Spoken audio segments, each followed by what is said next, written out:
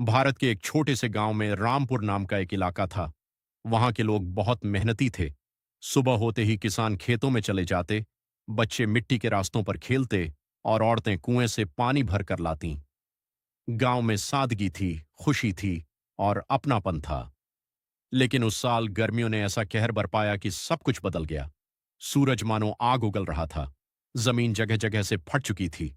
तालाब सूख गए थे, कुएं खाली हो चुके थे, पेड़ों के पत्ते झुलस गए थे। हवा भी गर्म थी, जैसे किसी ने अंगीठी जला रखी हो। लोग घरों में कैद हो गए थे।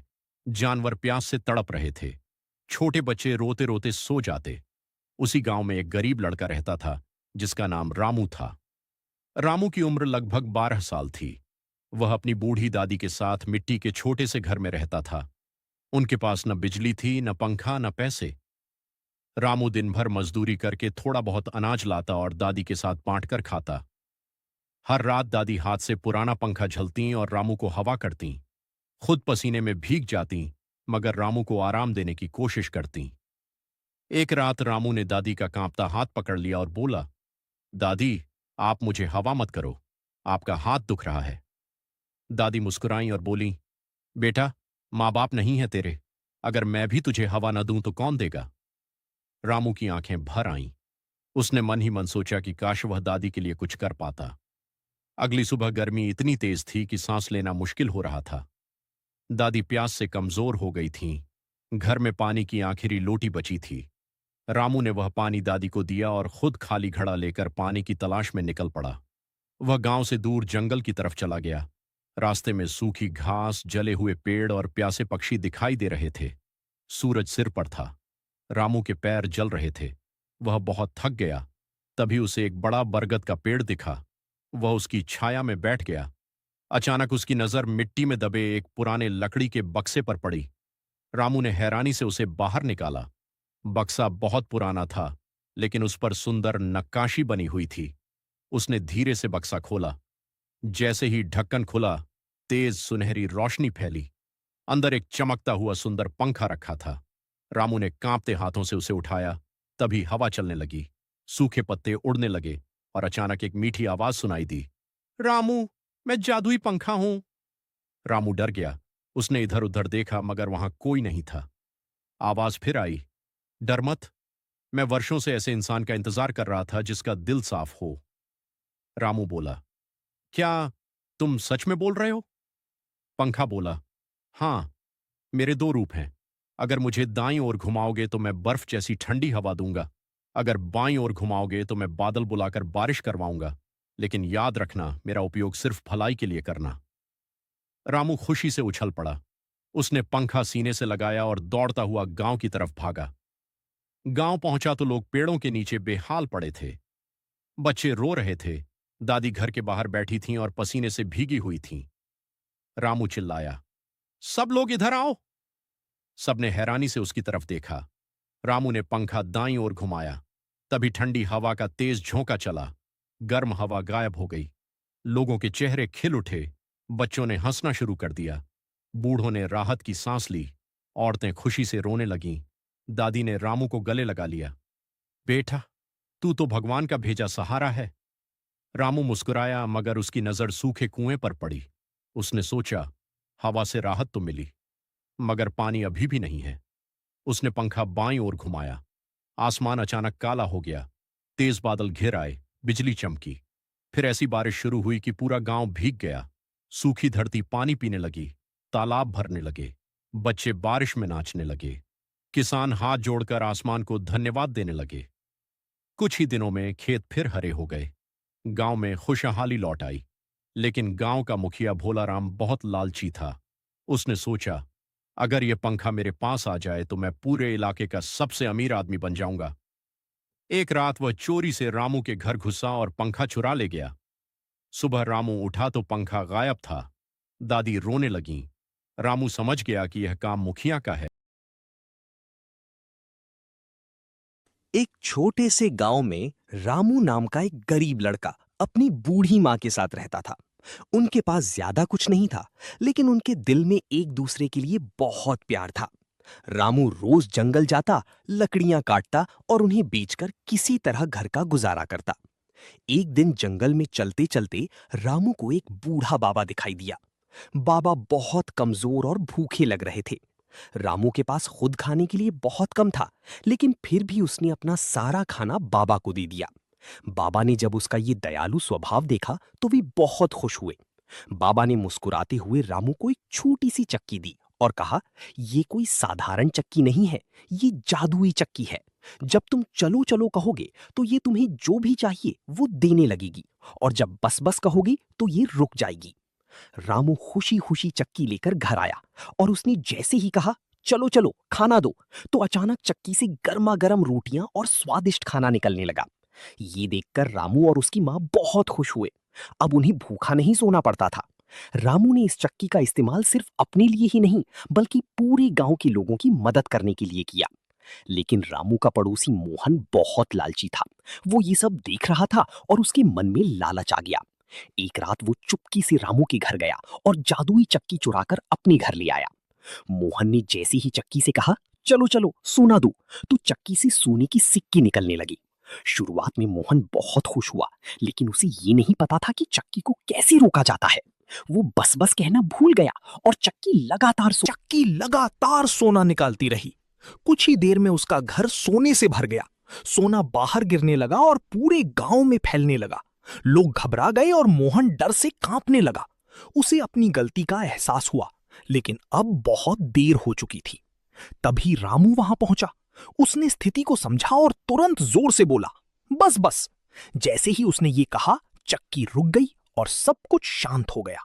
तो जुड़ मोहन जाओ, अभी शर्मिंदा होकर देर मत रामू के करो। सामने हाथ लाइक शेयर जोड़कर खड़ा हो सब्सक्राइब गया करो और और अपनी ग्रो गलती करो। के लिए माफी इरफान मांगने एआई लगा। के साथ चलो रामू ने एक उसे नई माफ कर राइड, दिया जहां और हर प्यार से कहानी में समझाया है कि मैजिक लालच इनसाइड। इंसान को हमें एक छोटे से गांव में एक गरीब किसान रहता था। उसकी पूरी दुनिया उसका छोटा सा खेत था, लेकिन कई सालों से उसकी जमीन बिल्कुल सूखी पड़ी थी। न बारिश होती थी, न फसल उगती थी, और अक्सर उसका परिवार भूखा ही सो जाता था। किसान हर रोज अपने खेत को देखता और अंदर ही अंदर टूट जाता। उसके चेहरे पर थकान और आंखों में दर्द साफ दिखाई देता था। एक रात वो बहुत उदास होकर सोया और उसी रात उसे एक अजीब सा सपना आया। उसने देखा कि उसकी जमीन के अंदर एक चमकता हुआ सोने का अंडा छिपा है, जो उसकी किस्मत बदल सकता है। सुबह उठते ही उसके दिल में एक छोटी सी उम्मीद जागी। वो तुरंत अपने खेत में गया और हर जगह देखने लगा, लेकिन उसे कुछ भी नहीं मिला। जब उसने ये बात गांव वालों को बताई तो सब उसका मजाक उड़ाने लगे। कोई कहता, सूखी जमीन में सोना, ये तो बस सपना है। उदास होकर वो वापस जा रहा था कि रास्ते में उसे एक बूढ़ा साधु मिला। साधु ने मुस्कुराकर कहा, तुम्हारी जमीन में खजाना है, लेकिन उसे पाने के लिए तुम्हें मेहनत करनी होगी। ये बात सुनकर किसान ने हार नहीं मानी। वो रोज अपने खेत में मेहनत करने लगा। तेज धूप में पसीना बहाता, दूर से पानी लाकर जमीन को सींचता, लेकिन कई दिनों तक कुछ भी नहीं बदला। उसके हाथ छिल गए, शरीर थक गया और दिल फिर से टूटने लगा। एक दिन उसने आंसुओं के साथ कहा, ये मेरी आखिरी कोशिश है, और उसने पूरी ताकत लगा दी। कुछ दिन बीते और फिर एक सुबह उसकी जमीन से छोटी छोटी हरी कोंपलें निकलने लगीं। किसान की आंखों में खुशी के आंसू आ गए। धीरे धीरे पूरा खेत हरा भरा हो गया और फसल इतनी अच्छी हुई कि उसकी सारी परेशानियां खत्म हो गईं। तभी उसे समझ आया कि सोने का अंडा कोई असली चीज नहीं था, बल्कि उसकी मेहनत, धैर्य और विश्वास ही उसका असली खजाना था। और वही सूखी जमीन जो कभी उसके दुख का कारण थी, आज उसकी सबसे बड़ी। तो जुड़ जाओ, अभी देर मत करो। लाइक शेयर सब्सक्राइब करो और ग्रो करो। इरफान एआई के साथ चलो एक नई राइड, जहां हर कहानी में है मैजिक इनसाइड। एक छोटे से प्यारे गांव में रमेश नाम का एक गरीब आइसक्रीम वाला रहता था। उसकी पुरानी सी लकड़ी की ठेली थी और वो रोज पूरे गांव में घूम घूम कर आइसक्रीम बेचता था। रमेश के पास ज्यादा पैसे नहीं थे, लेकिन उसका दिल बहुत बड़ा था। गांव के छोटे छोटे बच्चे रोज उसके पास आते थे। कुछ बच्चों के पास पैसे होते थे और कुछ के पास नहीं, लेकिन रमेश कभी किसी बच्चे को मना नहीं करता था। वो मुस्कुराते हुए उन्हें आइसक्रीम दे देता था और बच्चों की खुशी देखकर खुद भी खुश हो जाता था। एक दिन बहुत ज्यादा गर्मी थी। सूरज बहुत तेज चमक रहा था, लेकिन पूरे दिन में रमेश की एक भी आइसक्रीम नहीं बिकी। थका हारा रमेश एक पेड़ के नीचे बैठ गया और सोचने लगा कि आज घर कैसे चलेगा। तभी वहां एक बुजुर्ग आदमी धीरे धीरे चलते हुए आया। वो बहुत थका हुआ और प्यासा लग रहा था। रमेश ने बिना कुछ सोचे उसे एक आइसक्रीम दे दी। बुजुर्ग ने आइसक्रीम खाई, हल्की सी मुस्कान दी और बोला, बेटा, तुम बहुत अच्छे इंसान हो। अगले दिन कुछ अजीब हुआ। जैसे ही रमेश अपनी ठेली लेकर बाहर निकला, अचानक बहुत सारे लोग उसके पास आने लगे। बच्चे, बड़े, सब उसकी आइसक्रीम खरीदने लगे। देखते ही देखते उसकी ठेली के सामने लंबी लाइन लग गई। कुछ ही दिनों में रमेश की जिंदगी बदल गई। उसने नई चमचमाती ठेली खरीद ली और फिर धीरे धीरे एक छोटी सी आइसक्रीम की दुकान भी खोल ली। अब उसके पास कई तरह के स्वादिष्ट फ्लेवर थे और उसकी दुकान हमेशा ग्राहकों से भरी रहती थी। लेकिन रमेश आज भी वही पुराना दिल वाला इंसान था। वो गरीब बच्चों को आज भी फ्री में आइसक्रीम देता था। एक दिन वही बुजुर्ग आदमी फिर से उसकी दुकान पर आया।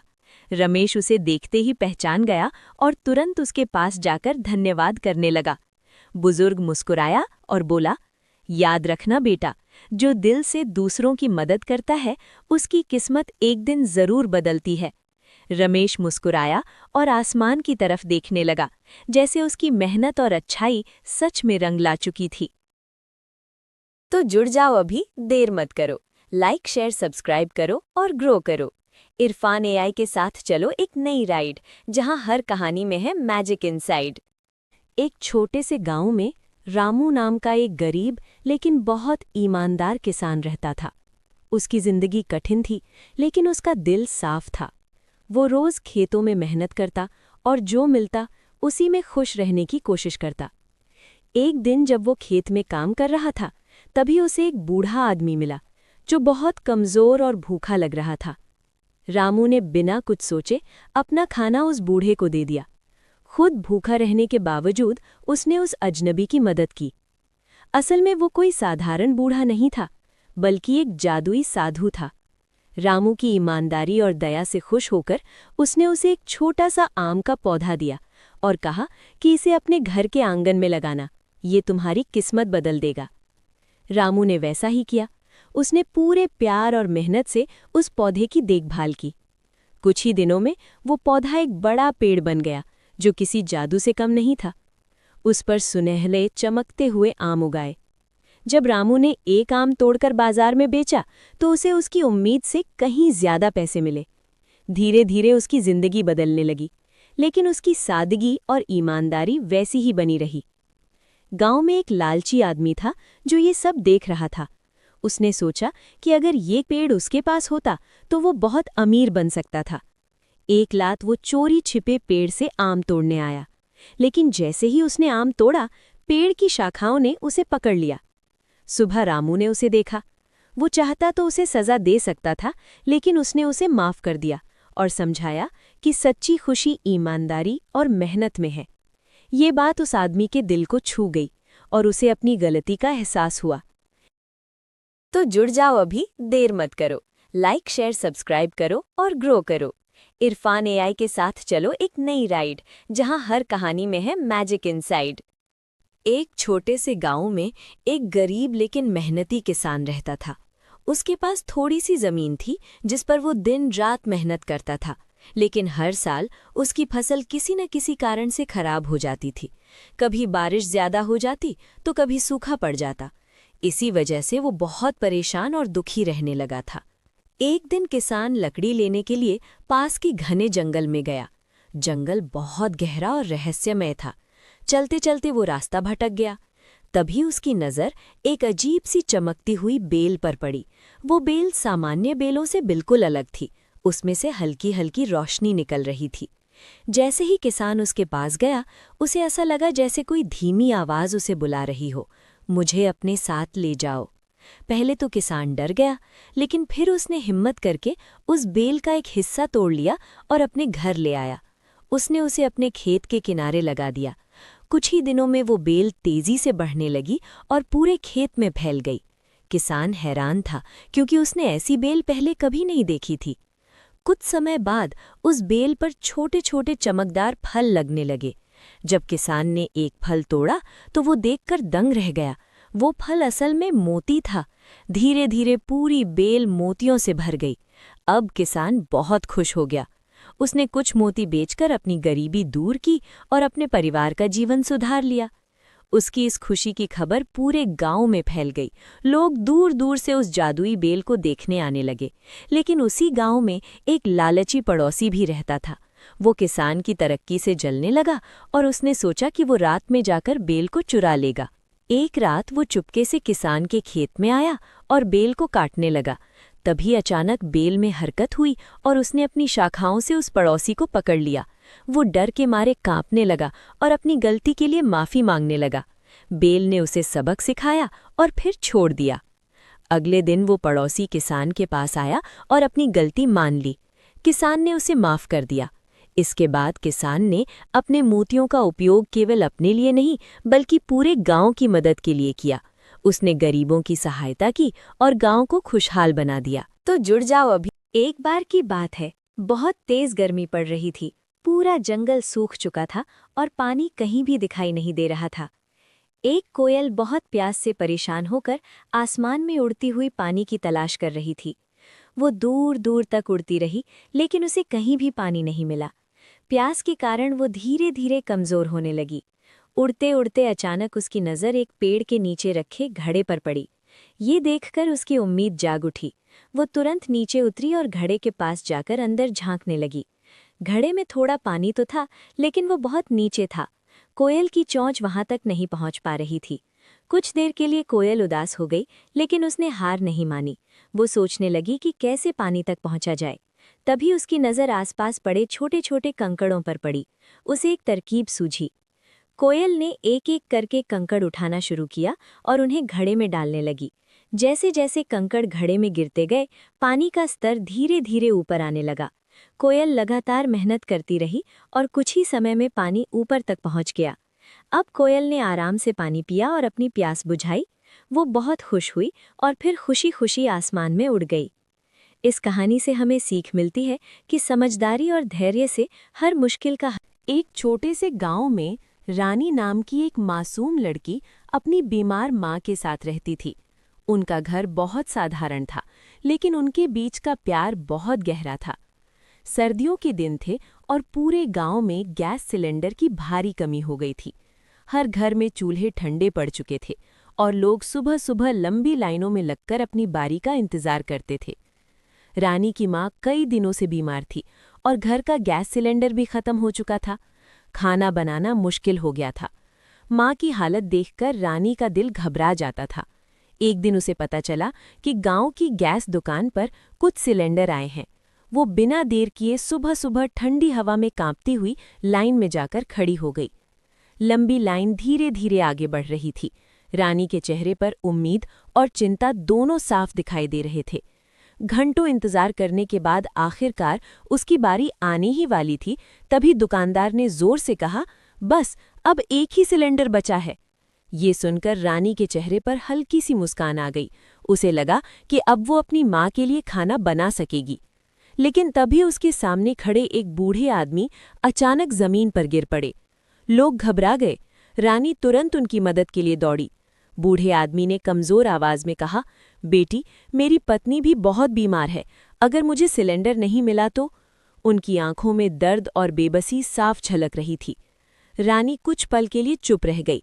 उसके दिल में एक कठिन लड़ाई चल रही थी। एक तरफ उसकी अपनी माँ की हालत और दूसरी तरफ उस बूढ़े की मजबूरी। उसकी आंखों में आंसू भर आए। आखिरकार उसने एक बड़ा फैसला लिया। रानी ने अपना हक छोड़ दिया और वो आखिरी सिलेंडर बूढ़े आदमी को दे दिया। बूढ़े आदमी की आंखों में कृतज्ञता के आंसू आ गए। वो बार बार उसे धन्यवाद देने लगा। रानी खाली हाथ घर लौटी। उसकी माँ ने जब पूछा, सिलेंडर मिला? तो रानी की आंखों से आंसू बह निकले। उसने धीरे से कहा, नहीं माँ, लेकिन किसी और की जान बच गई। माँ ने उसे अपने सीने से लगा लिया और मुस्कुराते हुए बोली, बेटी, तूने आज बहुत बड़ा काम किया है। इंसानियत सबसे बड़ी होती है। उस रात रानी और उसकी माँ भूखे पेट सो गए, लेकिन उनके दिल में एक अजीब सा सुकून था, क्योंकि उन्होंने अपने दर्द से ऊपर उठकर किसी और की जिंदगी। तो जुड़ जाओ अभी, देर मत करो। लाइक, शेयर, सब्सक्राइब करो और ग्रो करो। इरफान एआई के साथ चलो एक नई राइड, जहां हर कहानी में है मैजिक इनसाइड।